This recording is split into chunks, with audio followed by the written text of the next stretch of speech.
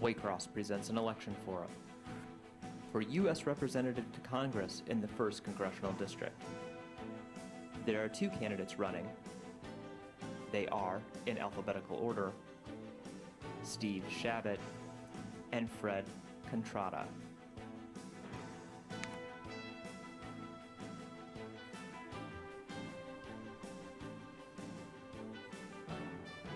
And good evening. I'd like to welcome you to yet another Waycross Election Forum.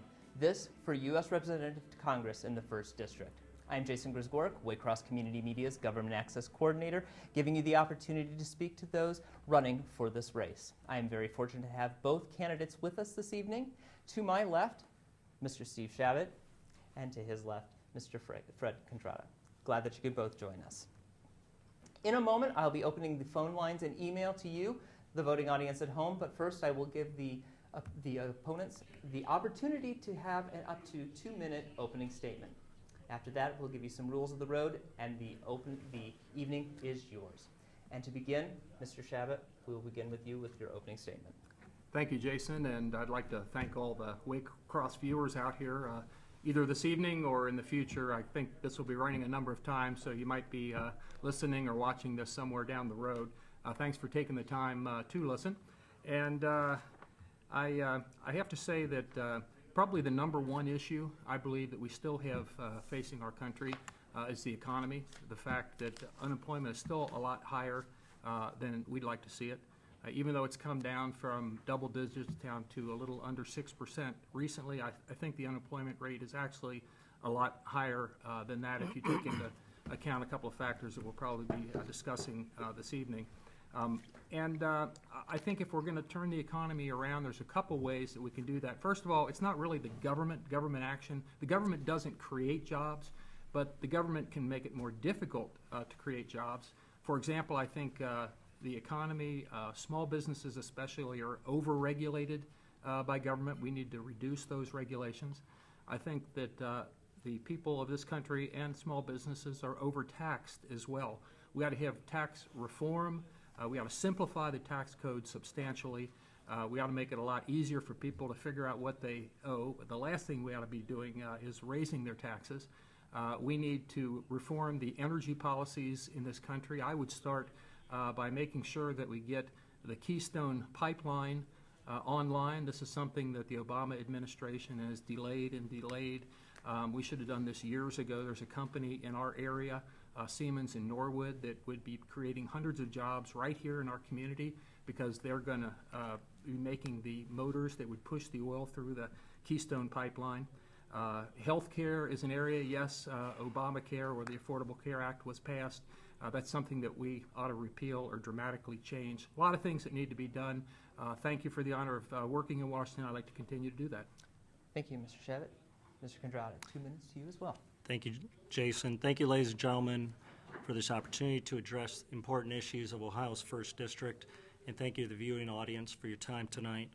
I've always felt a calling to serve because of the freedoms we enjoy here in America. I answered that call by serving 28 years in the Air Force and achieving the rank of Lieutenant Colonel. A highlight of my career was flying combat missions in the '91 Persian Gulf War. I'm now a pilot for Delta Airlines, an attorney, a small business owner, and an Air Force pilot veteran. As Congressman, I will strongly support senior citizens, stand up for veterans, and create a bipartisan jobs leadership team. Voters know that my opponent, Steve Shabbat, is conservative. I want voters to know that Steve Shabbat is the #1 most extreme conservative voting member in Congress, as cited by the nonpartisan National Journal this past year. In fact, in the Inquirer this past week, he declared there's not a lot of room to his right. In fact, there's no room to his right. In contrast, I will create many jobs and bring people together and be the bipartisan moderate leader for Ohio's 1st District, in stark contrast to my opponent. All right. Thank you very much. With that, it is your turn. I'm going to open the phone lines and the emails to you, the voting audience at home. If you are joining us on October 6th, please feel free to join in. Our phone number here is 825-3971, or our email is live@waycross.org. All questions will be answered, but there are a few rules of the road before we begin. 1, you must be a resident of the 1st District in order to participate. 2, please give your name, address, and phone number to our call handlers. By doing so, you are only giving us verification of where you live. You will only be identified by your name and part of town on the television. And thirdly, and most importantly, you must phrase that question to both candidates. No pointed questions, please. And with that, I will begin questioning with Mr. Kondrata. First, of course, what do you feel is the first priority of the U.S. government, and how are you prepared to support it? It's a good question, Jason. The first priority of the U.S. government is to strongly support the American people, in particular our residents of our 1st District, which I believe have been left behind by my current opponent. I believe on so many issues, my opponent has been the most extreme conservative voting member on Congress, and the rating by the National Journal says so. And in terms of Social Security and Medicare, they've both been voted against by my opponent several times. In terms of veteran care, my opponent has voted against veteran care at least over 15 times, and it's not good for America. And in creating jobs, I believe that the government has a role to create jobs for a stronger economy and bring many opportunities to the residents of the 1st District. In Ohio ranks 47th out of 50 states in job creation. We need to change that, and I believe a good bipartisan jobs infrastructure bill can do that by bringing jobs back to the district, which are so sorely needed. But I will strongly support senior citizens, stand up for veterans, and create a bipartisan jobs leadership team, which my opponent has not even come close to even doing in his time in Congress. All right. Mr. Shabbat, same question to you. Okay, thank you. Well, I think the number one responsibility that the federal government has, and that was the question that was asked here, was national defense, making sure that the American people are protected, whether it's ISIS, whether it's terrorism, whether it's the Ebola virus that we have a responsibility to make sure it doesn't get into this country. That's the principal responsibility of the federal government. My opponent said that I voted against the Veterans Care 50 times. That's absurd. It's not true. What he may be referring to is oftentimes there's a Republican bill and a Democratic bill, and the Democratic bill oftentimes has a lot more bureaucracy in it and sometimes more wasteful spending. And so, yes, I would vote against that, but in favor of the more conservative Republican bill, which I would argue is much more efficient most of the time. And as far as the National Journal ranking of conservatism, being the most conservative member in Congress, I'm proud of that. However, my opponent likes to use the word extreme. I keep in very close touch with my constituents in town meetings and in meeting with my constituents all the time. I think I have a pretty good handle on what's important to them, and I think my views, for the most part, are fairly reflective of their views. I'll tell you what's extreme. It's extreme to think, as my opponent does, that the problem with the government and the economy is that the government just doesn't spend enough of your money. He wants to spend more. I think that's wrong. He thinks that Obamacare, according to his own website, has been a fantastic achievement. Obamacare we're talking about here, with the ridiculous website, the higher fees that are being charged, less beneficial type health care that the American public is getting. He thinks that's a fantastic accomplishment. And he also thinks that people ought to be able to come into our country illegally, and then they ought to be able to become citizens. In my view, those are extreme points of view that are out of touch with the people of the 1st District, not my more conservative views. All right. Thank you. Mr. Kondrata, 1 minute to respond if you choose. Yes, it's laughable that my opponent calls me extreme on so many bipartisan issues that I stand for, and I'm glad that you recognize that national security is first and foremost. As a 28-year Air Force veteran, I'm the only veteran standing on this stage. I know first and foremost what going to combat is all about, as I flew missions in the '91 Persian Gulf War. However, my opponent has been in Congress for many years, and in 2007, my opponent said our soldiers and veterans deserve the best possible care, but he has consistently voted against bills that would help veterans, and veteran groups have taken note. My opponent received a 0% rating from the Disabled American Veterans, a 25% rating from the Vietnam Veterans of America, and a real shoddy 7% rating from the Retired Enlisted Association based on retired military benefits issues. I have so many bills dating back from 05, 06, 07, 09, 2013 of all cuts to veteran care, which number at least $50 billion. All right. Mr. Shabbat, you have a chance to return a response as well. Okay. Thank you. I mean, I think what you see here is what is oftentimes done in debates and in attack politics, when they'll have some groups that have a particular position and you either vote with them or against them. There are other veterans groups that you'll see that I have a 100% rating with them. We've always been a friend of veterans. I was up at the Veterans Hospital just the weekend before last, meeting with Congressman Brad Wenstrup, who is a veteran, as well as Bob McDonald, who is the new head of the VA. We have an absolute responsibility to support our veterans. I've done that throughout my career in Congress. I will continue to do that. They deserve it. I thank my opponent for his service to the country, and we thank all our veterans out there. They deserve the best care possible, and they weren't getting that, unfortunately, under this administration with a lot of things that were going on at the VA administration. It was unconscionable what happened. Fortunately, legislation was passed to address that. All right. We will be getting to an email here shortly, so fear not. I do have another question. We'll get to that here shortly. Mr. Shabbat, I'm going next to you.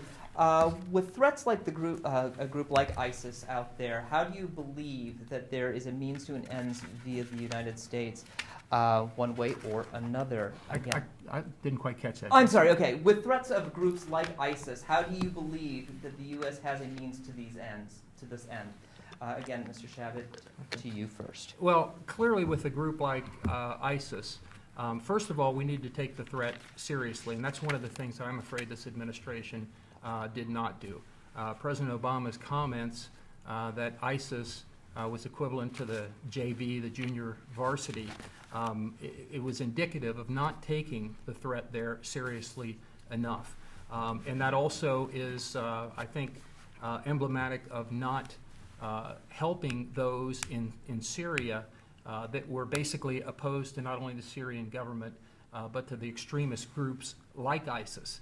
And the problem, I happen to have been in the last Congress the chairman of the Foreign Affairs Committee on the Middle East. I now chair the Asia and Pacific Committee. And one of the problems with the administration is that around the world, if you talk to diplomats, if you talk to foreign personnel, if you talk to our own State Department officials, if they're being frank with you, they'll tell you that this administration, it's fairly reflective that our friends, unfortunately, don't trust us to the extent that they did in the past, and our enemies, unfortunately, don't fear us to the extent that they did in the past. This leading from behind that the current administration has been putting forward really does not work. The United States has to lead around the world. That doesn't mean that you get involved in military conflicts that are unnecessary, but we need to be straight and honest with the American people. When we talk about no boots on the ground, yet we already have an additional 1,600 people there on the ground, and likely there will be more if we're going to deal with ISIS effectively to protect the American people here at home. We need to start out by making sure the American people are aware of what we're involved in. I would encourage the President to call Congress back into session. I've spoken out on this. I spoke out when I was up there saying that we ought to go on record on this. Yes, we did go on record in supporting training and arming some of the groups against ISIS in Syria, but we ought to talk about exactly what we're doing, and Congress ought to get behind it. Thank you. Mr. Contrada, 2 minutes to you as well. Yes, about a month ago I wrote a piece for the Cincinnati Enquirer laying out what I thought was the best positions for President Obama to take to fight the ISIS threat. I put my record online in print, unlike my opponent. I said, first and foremost, we need to wage an air war such that that President Obama did with the support of our allies, building a coalition, and then seeking the support of Congress through a vote on Capitol Hill. I'm glad that Congressman Shabbat recognizes the fact that if Air Force pilots are willing to put their lives on the line, then Congress needs to put their votes on the line. And then my Congressman Shabbat, to my right, says that he thinks that a vote needs to be taken place. However, he did authorize war for the Iraqi war, and then in 2007, in further years, 08, 09, and beyond, he has vote after vote after vote, he has not supported veterans. He has not supported veterans. He talks the talk, and he hasn't walked the walk on Capitol Hill by supporting veterans. He has cut veterans funding time and time again. Probably the most atrocious vote was in 2009. He voted to cut funding for PTSD and traumatic brain injury treatment research in House Resolution 2206, vote 424 in 2007. He sent the troops to combat, yet he doesn't support them when they come home. Mr. Chabot, you have 1 minute to respond if you choose. He can say this stuff as long as he wants to. It's just not accurate there. What you have is you have amendments that are oftentimes offered by Democrats. They're put up by the Democrat leadership to offer these particular votes on amendments that are just bad amendments, that do bad things in there, and most of the Democrats will vote for it, and all the Republicans will vote against it. And there's an alternative Republican amendment or bill that funds oftentimes at higher rates than the Democrats have offered, but then they can use these votes in debates or on TV attack ads and things. But my opponent is distorting my record on that. It's just not true. Now, relative to Iraq, one of the problems we wouldn't have this problem with ISIS had the Obama administration decided against the advice of just about all our diplomats and military personnel to completely pull all our troops out of Iraq, and that is the reason that ISIS is having the successes it has in Iraq thus far. All right. Mr. Contrada, you have a minute as well, if you choose.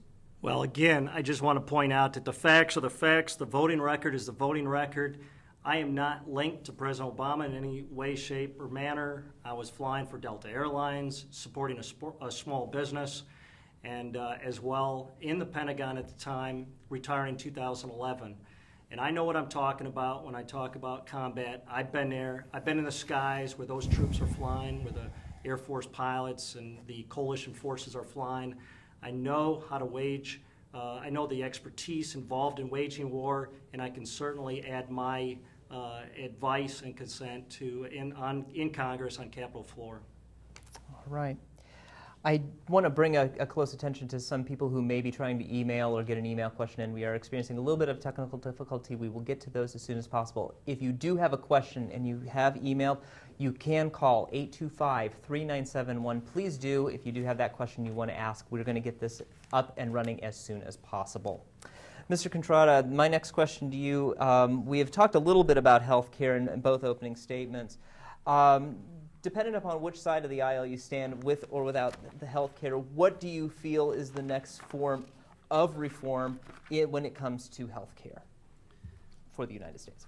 Well, my opponent distorted my thoughts on the Affordable Care Act. I think that the facts speak for themselves. According to the New England Journal of Medicine, as of May 2014, the uninsured rate has fallen from 18% of the American public to 13% in May 2014. More than 20 million Americans have been able to access health insurance. And can the law be made better? Yes, absolutely. Just like any cumbersome bill, I believe that the Affordable Care Act can be made better. Affordable Care Act also allows people with pre-existing conditions to access affordable health care insurance. I want to point out that my sister, I received news today that her breast cancer is spreading, and my thoughts and prayers go with my sister Karen up in Michigan. And I just can't imagine how many women around the country are affected by this terrible disease, breast cancer. And that's why I'm wearing a pink ribbon tonight in awareness of Breast Cancer Awareness Month. And I want to reach out to let people know that I'm going to go to Capitol Hill and be a moderate, bipartisan leader for this district to fix the problems with the Affordable Care Act, unlike my opponent, who's rated the most extreme far-right conservative voting member on Capitol Hill. Mr. Chabot, same question to you. Thank you. I just had the breast cancer advocates in my office. I invite them in every year and meet with them both in Washington and my Cincinnati office, as well as pancreatic cancer and just about every cancer that you can name. It is a horrific disease. We do need to make sure that we have adequate funding. I've always supported that. And relative, getting back to the original question on health care, we do need to make sure that the American people have quality, affordable health care. But we did not need to have the federal involvement through the so-called Affordable Care Act, which a lot of people refer to as the Unaffordable Care Act or Obamacare. It's caused premiums to go up dramatically. A lot of people actually who had health care don't have health care now.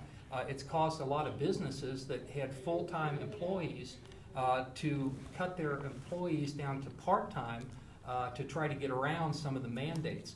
And a lot of the mandates, in case some people in the public think that the worst of Obamacare is behind us, what the president did, I would say by executive order or executive fiat, probably illegally, is he put off a lot of the harshest provisions, like the employer mandate and other things in Obamacare, till after some of the past elections and after this upcoming election. So you ain't seen nothing yet, unfortunately, with respect to Obamacare. It's going to be a lot worse than it already is. Now, did we need to make some modifications and changes to health care in this country?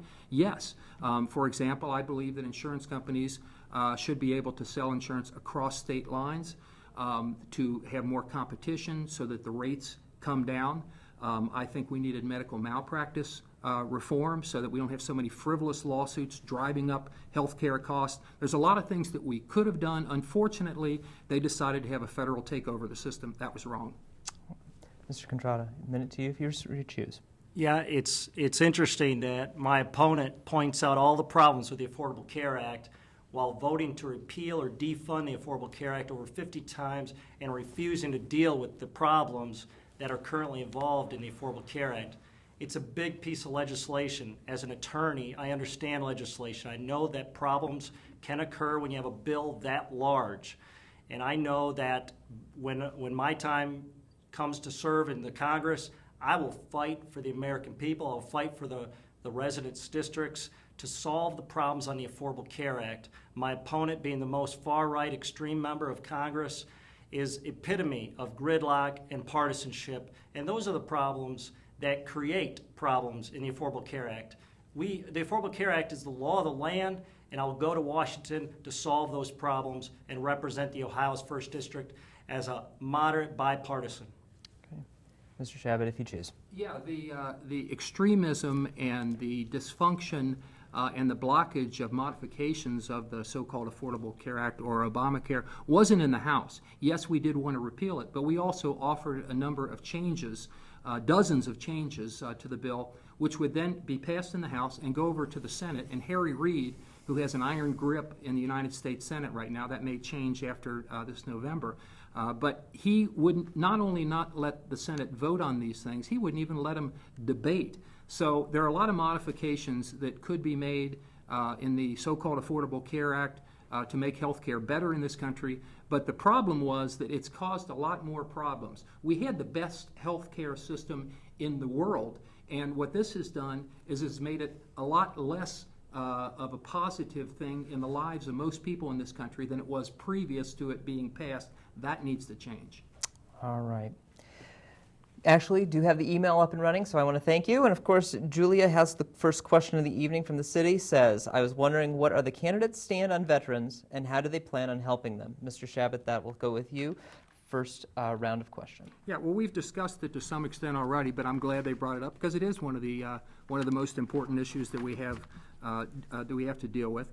I think the VA hospital scandal is kind of indicative of a lack of attention that the administration has shown to this issue, and also a habit, a tactic the administration has used to kind of downplay a lot of the scandals that they've had, whether it was the IRS scandal or whether it was ISIS or whether it was the VA scandal. They tend to downplay it from the start. And we basically had veterans who were being told to come back way out in the future, and some of these folks literally died from the lack of care. It started out in Phoenix, but we had the problem here in Cincinnati as well. The waiting list was too long. That's why Congressman Wenstrup and I have been working on this issue, why we've been up there, why we've continued to talk about this and tried to get things done.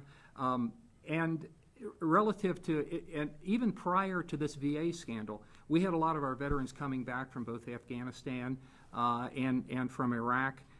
who I would argue weren't getting the best care that they should have gotten, whether it was Walter Reed Hospital, which I visited on a number of occasions, as well as Bethesda Naval Hospital.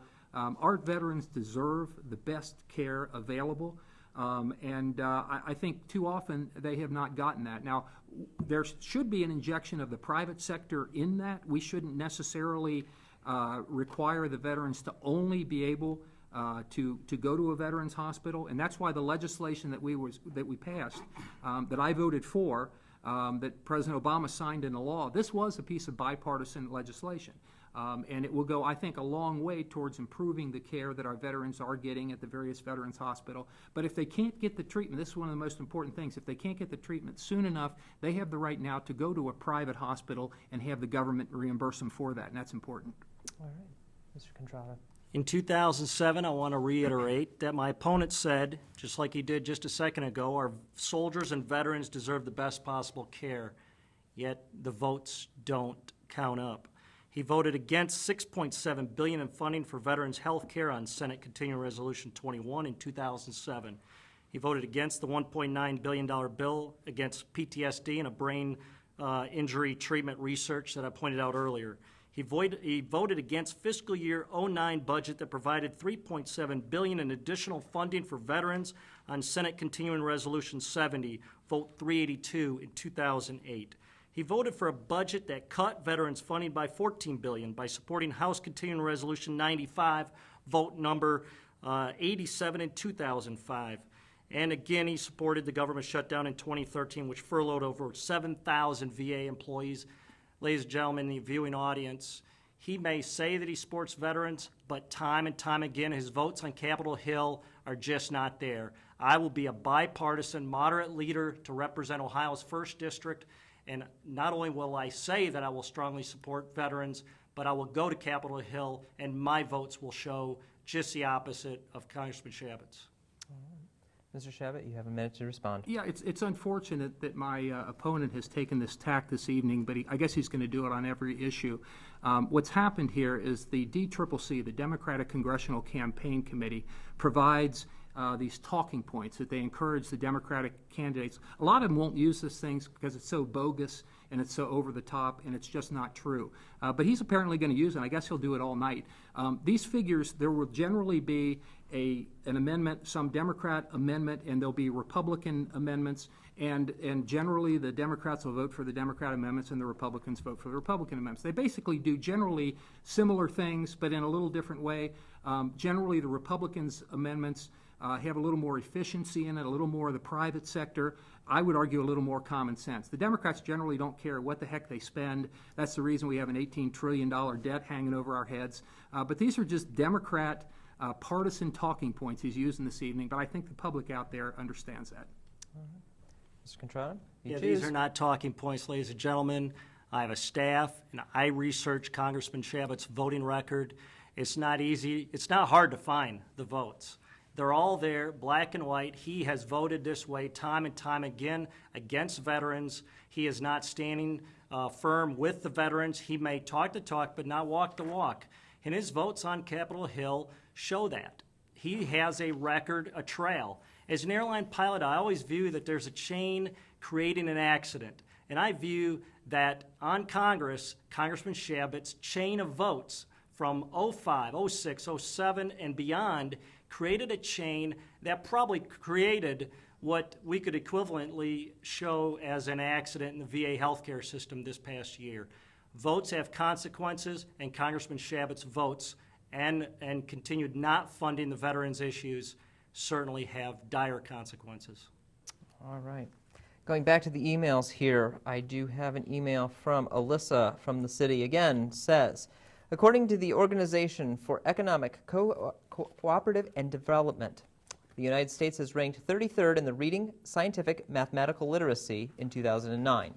What do you plan to do to improve this embarrassing statistic? Mr. Contrada, we'll start with you. Well, true to his ranking as the #1 most extreme conservative member of Congress, the National Education Association has given my opponent a big, fat F rating for failing to support public education. By contrast, I strongly support public education.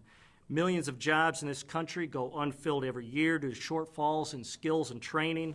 STEM training, that's science, technology, engineering, and mathematics, is necessary for our young people to compete in a globalized economy. I had the privilege this past weekend to go to Scarlet Oaks and enjoy Space Day with so many young, bright people from the Cincinnati area enjoying Space Day and iSpace, and that is a great program out at Scarlet Oaks. And in the VIP briefing that I received, it detailed how many jobs are being left unfilled each year in STEM positions and occupations. And I think that as Congressman Shabbat does not support public education and particularly vocational skills training, it's atrocious that we have these skills. I think that the federal government should devote money and resources to providing these resources to schools like Scarlet Oaks for programs like Space Day. We need astronauts of tomorrow. We need engineers, scientists, mathematicians for tomorrow. I will go to Capitol Hill and lead a moderate, bipartisan jobs leadership team that will get the job done, unlike my opponent, who's the most conservative, far-right extreme voting member on Capitol Hill. All right. Mr. Shabbat, same question to you. Yeah, I think it was an excellent question that the person asked here, because the STEM subjects, science and technology and engineering and mathematics, are critical. And unfortunately, compared to the Japanese and Koreans and some of the other countries, our students aren't stacking up as well as they did sometimes in the past. That absolutely has to be dealt with. And it starts early. I started out early in my career as a school teacher. I taught the 7th and 8th grade in an inner city school just down the street from Taft High School. So education's always been important to me. We have kids, a grandchild now, and who went through the education system, and the PTA meetings and all the stuff that my wife has attended over the years. She now works in the guidance department out at St. X High School. A lot of my brothers and sisters and their spouses are school teachers, so we got a lot of educators in our family, and we need to do a better job. Out in some of the suburban areas, you can still get a pretty darn good education, whether it's in the public schools or the parochial schools. In the inner city schools, especially Cincinnati public schools, we need to do a lot better job. I've spent a lot of time in those classrooms as a former teacher myself, going in. I get invited in, talk to the kids, talk about Washington and what a member of Congress does, and open up for questions. You'd be surprised some of the questions you get when you talk to 3rd graders or 8th graders or high school kids. I go up to UC, I go to Xavier University, I'm going up to a school in Warren County tomorrow. So we need to improve education in this country, but I'll tell you what, Washington is not the answer. Oftentimes it's the problem. We have a federal Department of Education, which I would argue for the most part is 5,000 bureaucrats that make education in this country a lot more difficult than it ought to be. We didn't have a federal Department of Education for about 200 years. We need parents and teachers and local school boards running education, not the federal government. Okay. Mr. Contrada. In terms of education, the federal government does have a role. And in regards to that earlier question about what can we do for veterans, I want to point out that vocational skills training is critical as well. Each year, millions of American jobs go unfilled due to shortfalls in skills and training. And high-wage, skilled blue-collar work is readily available for many, many veterans. I meet many unemployed veterans in Warren County and Hamilton County who are coming up to me saying, what can the federal government do for them? And I believe the federal government does have a role to fund vocational skills training. I think that targeted money can be made available to veterans as they come home. Veterans need to be as well prepared for life after the service as they were during the service.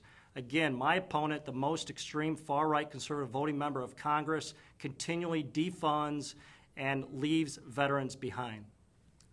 Mr. Shabbat, you have a chance to I respond. thought I was going to be able to say I finally found something I agree with my opponent, but then he had to go out and wrap it up again with this extremist and never supports anybody that matters, which just isn't true. But I did agree with him on one thing he said before that, and that was that we do owe our veterans who come back here a job and job training to make sure that they can support themselves and their family. And too often they come back here and the jobs, because of this tough economy, it's very hard for them to find a job.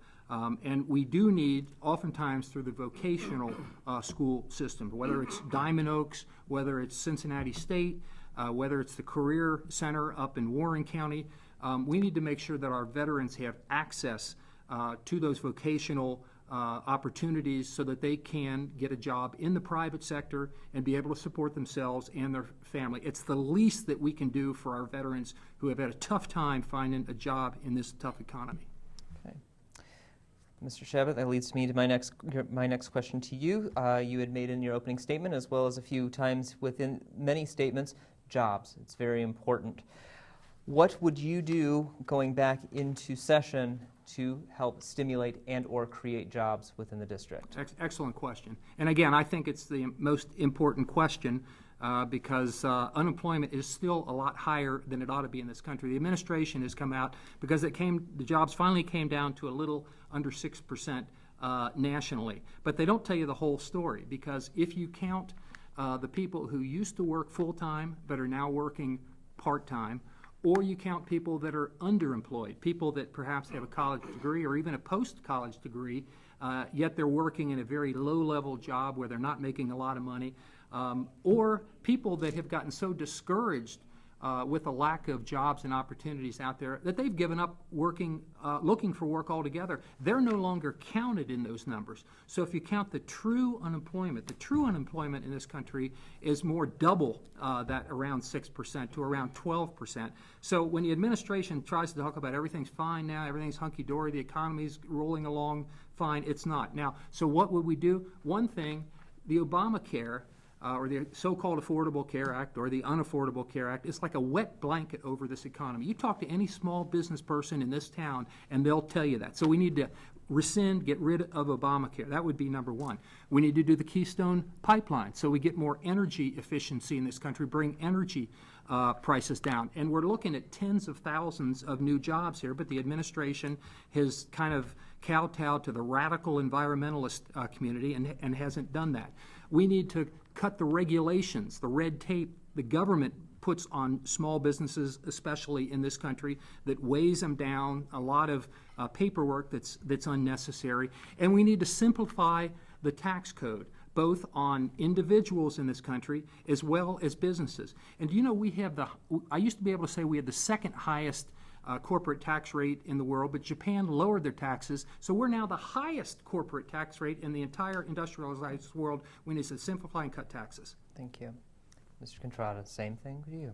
I believe we need to work in a bipartisan manner to create jobs in the 1st District and in the country as a whole. To that end, as Congressman, I will create and lead a bipartisan jobs leadership team that will bring together Democrats, Republicans, independents, business, labor, and community leaders and citizens to focus on job creation and improving opportunities for district residents.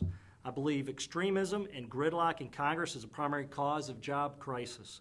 My opponent, as the most extreme conservative member of Congress, is at the forefront of this movement, and this is why we have a jobs crisis in America.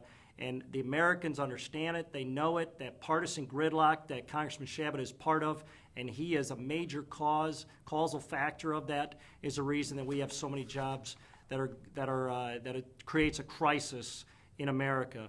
In July 2014, however, my opponent voted to jeopardize 700,000 jobs when he was one of only 55 congressmen in the country to vote against funding the Highway Trust Fund. He has voted against labor 93% of the time. We need to return to bipartisanship and bring people together to get our state and country back to work. Thank you. Mr. Shabbat, you have a chance to respond. Yeah, well, the transportation bill that he just mentioned, that was something new. He finally mentioned something new there. The reason that I and a number of my colleagues voted against that transportation bill is because it was smoke and mirrors. It was a lot of new spending for things that kind of kicked the can down the road.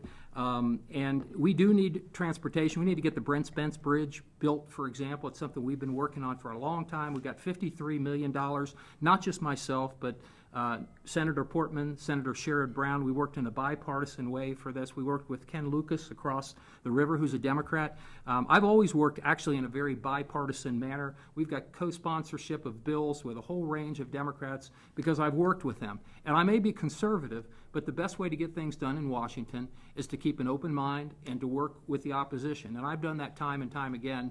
But my guess is that my opponent just might slip in being an extremist and allegedly and all that kind of stuff. But yes, I'm conservative, but I think you work in a bipartisan manner if you want to get things done. That's what I've done in the past, and I'll continue to do it. All right.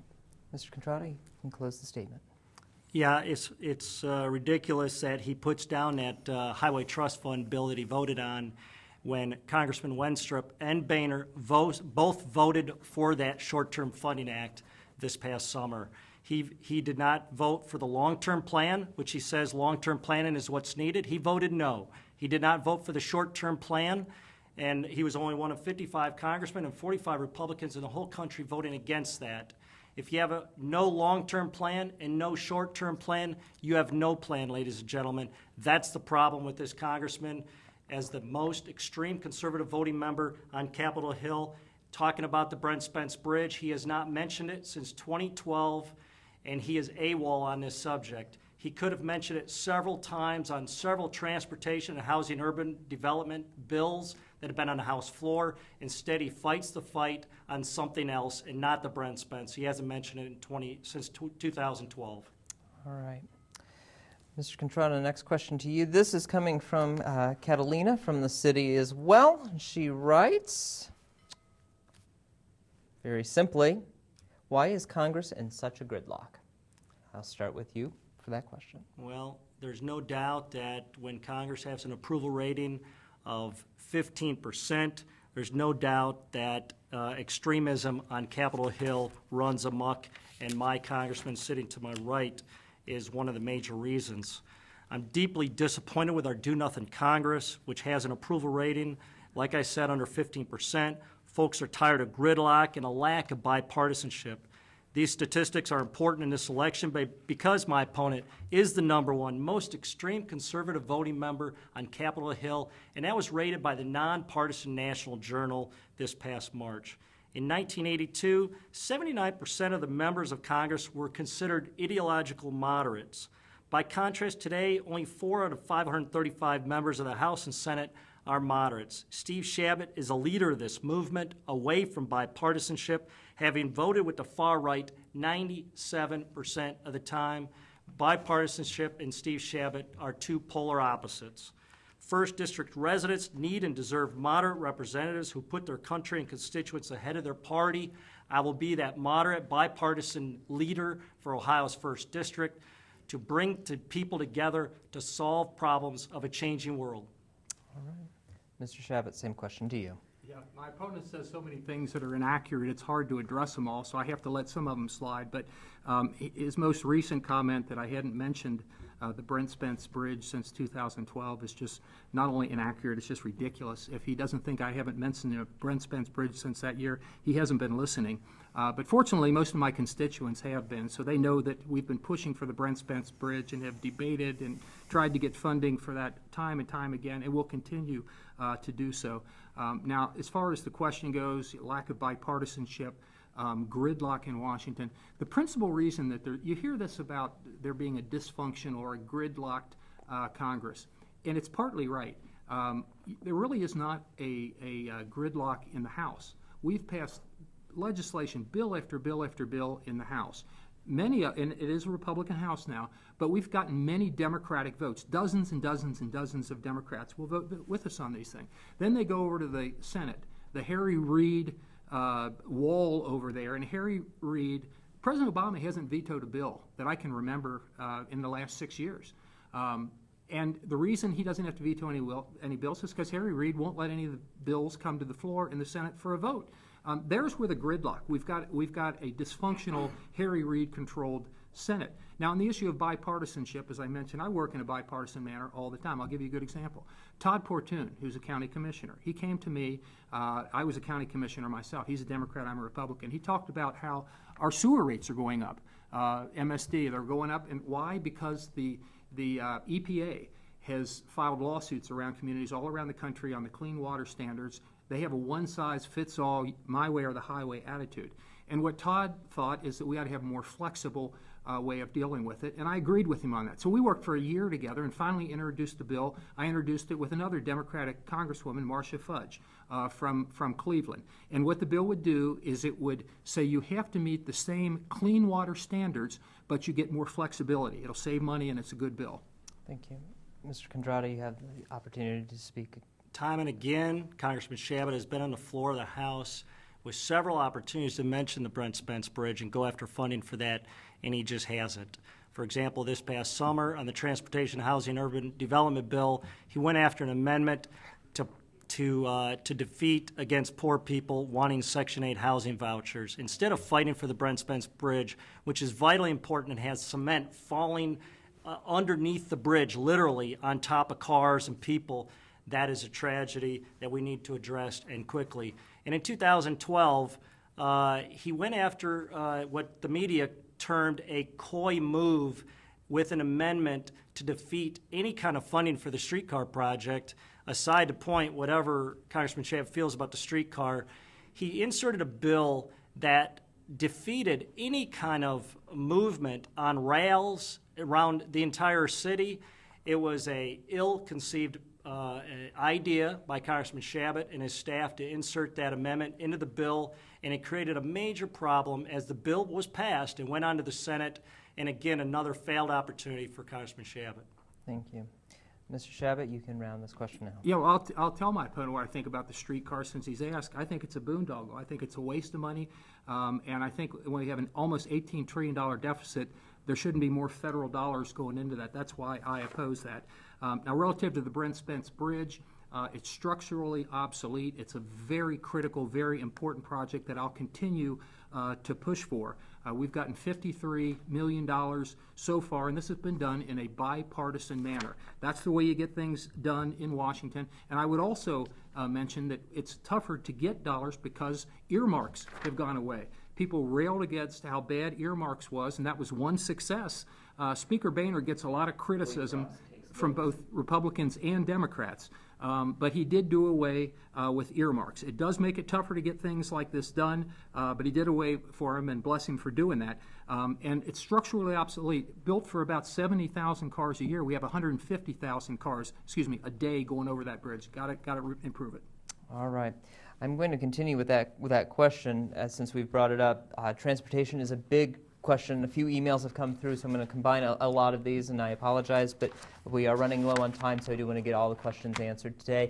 We're going to start with Mr. Shabbat on this. Your feelings on transportation in the first congressional district. How can we fix it? What needs to be done? I'm hearing things of, I'm a new student. I'm trying to get around the city. I cannot purchase a car. We're obviously looking at an economic and in a social area. Transportation in the first district, your thoughts? Yeah. Well, first of all, the term federalism. There is a federal role in transportation. Some would have the attitude that this is all federal money, all federal role, and that we ought to have Washington, the Federal Department of Transportation, running everything. I disagree with that.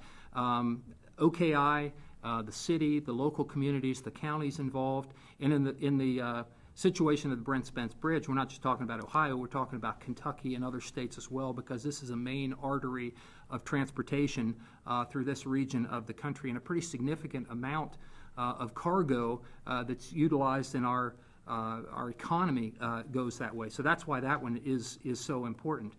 Some people have said we ought to raise the gas tax, that 18 cents on a gallon isn't enough, that ought to go up. I disagree with that. I don't think the knee-jerk response ought to be to raise the gas tax. I'd be interested to see what my opponent thinks about that, or at least what he would say here tonight. We've got money for the Waldvogel Viaduct. I don't know if my opponent knows where that's at, but that's the bridge that connects downtown, the Queensgate area, to Price Hill. And he probably doesn't know this, and if he did, he wouldn't mention it, but I got $16 million for that. And that is a project that's already occurred. We got money for the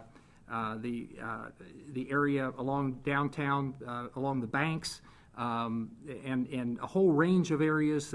Right out here at the intersection with Hamilton Avenue and Interstate 275.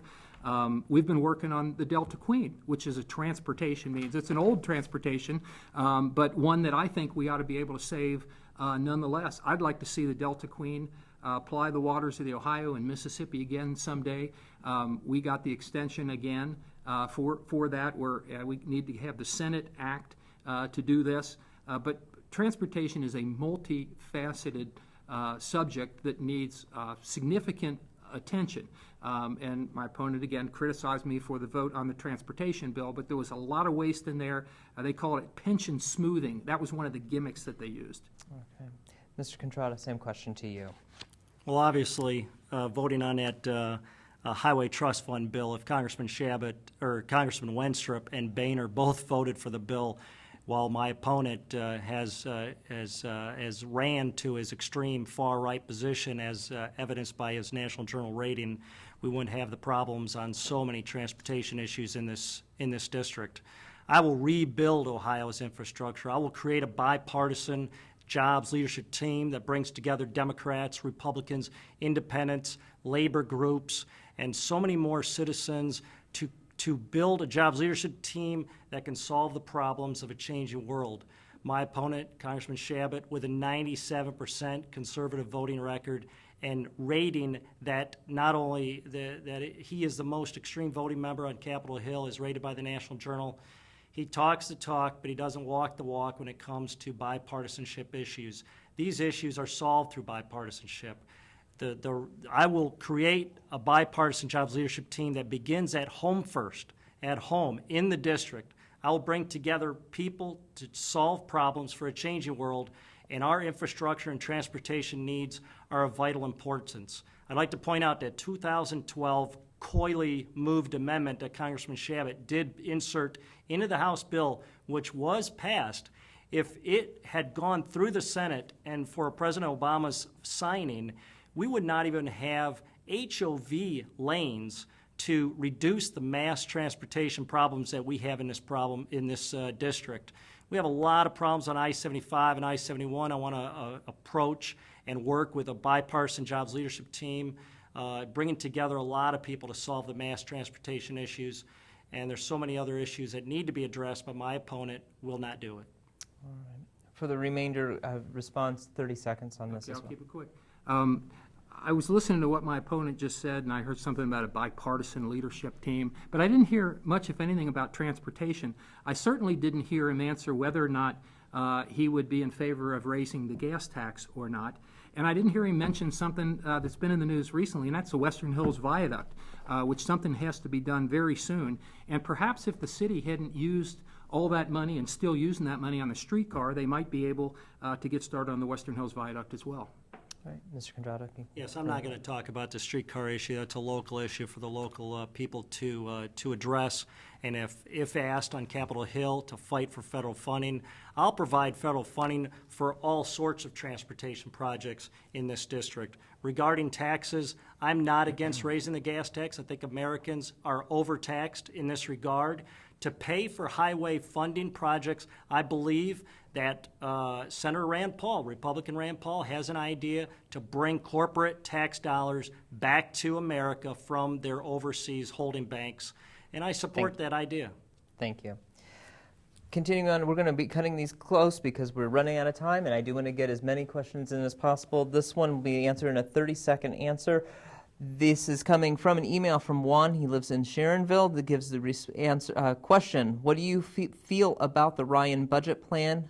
Are you for or against it? I'm going to go, because we are running really low with time. I have two questions after. 30 seconds, please. And that goes with Mr. Contrada. I'm sorry. Yes, the Ryan budget plan, which my opponent strongly supports, would have really significantly hurt senior citizens. Senior citizens, which we have not addressed yet tonight, and I'm really sad that we haven't. Senior citizens, I will strongly support senior citizens by protecting Social Security and Medicare, and it is a top priority for me. Our seniors have paid in these programs their entire working lives, and the federal government has an obligation. I don't think senior citizens can trust Steve Shabbat. True to his ranking as the #1 most extreme conservative member of Congress, he believes that we should privatize Social Security and privatize Medicare, which would significantly hurt our seniors out there in the district. Thank you. Yeah, that's just not true. As far as the Ryan budget, I did strongly support the Ryan budget, but the problem was it didn't go far enough. We have a $18 trillion debt. We haven't had a balanced budget since we balanced it for 4 years under Bill Clinton, Republican Congress, Democratic president. I wish we could have done that with President Obama. But the Ryan budget balanced the budget in 10 years. I voted for it, but I also voted for a budget to balance the budget in 4 years. And we definitely support seniors, Social Security, and Medicare.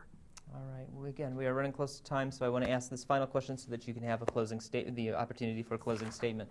Mr. Shabbat, this question starts with you. How do you plan to maintain a communications link between yourself as a congressman and the constituents you serve in the 1st District? Very important question, because I think that's one of our greatest responsibilities, is communicating with our constituents. We do that all the time. I make myself very available. People are always welcome to come down and meet with me in my office in person. We have an office, since we have 2 counties now, we have 2/3 of Hamilton County, so we have an office in the Crude Tower up on the 30th floor. I would encourage people, please come down. We're happy to meet with you. We also have an office in Lebanon in Warren County. You can call, you can email me. I've got an official website. Google my name, and you can go on our site to get in touch with me. Thank you. And Mr. Contrada. As Congressman, I too will open up offices here in Cincinnati and in Warren County and throughout the district.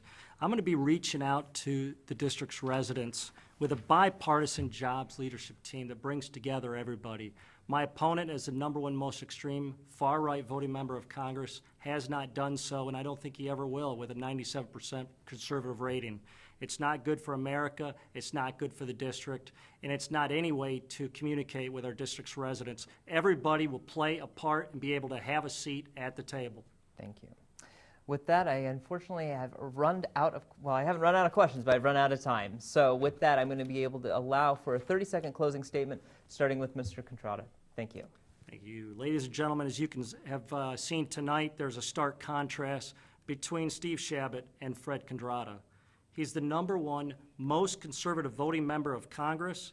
In contrast, I'll be a moderate, bipartisan leader who will strongly support senior citizens, stand up for veterans, create a bipartisan jobs leadership team, and bring people together to solve the problems of a changing world. Thank you. God bless you, and God bless America. Thank you.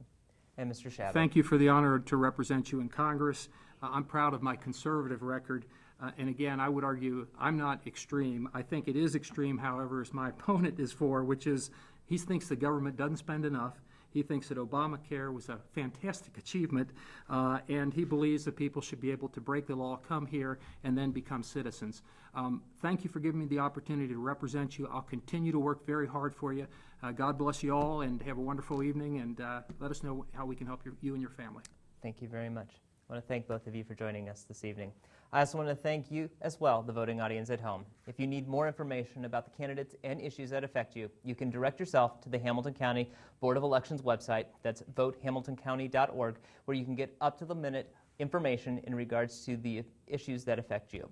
Remember that the polls do open on November 4th at 6:30 a.m., so get out there as early as possible. And now that we've presented you with the information that is important, remember, it is your duty to vote responsibly on November 4th. I'm Jason Grisgoric, and I thank you for joining us with these election forums. Waycross takes no position on candidates or issues. We provide these forums so that our viewers may be better informed voters for the November 4th election.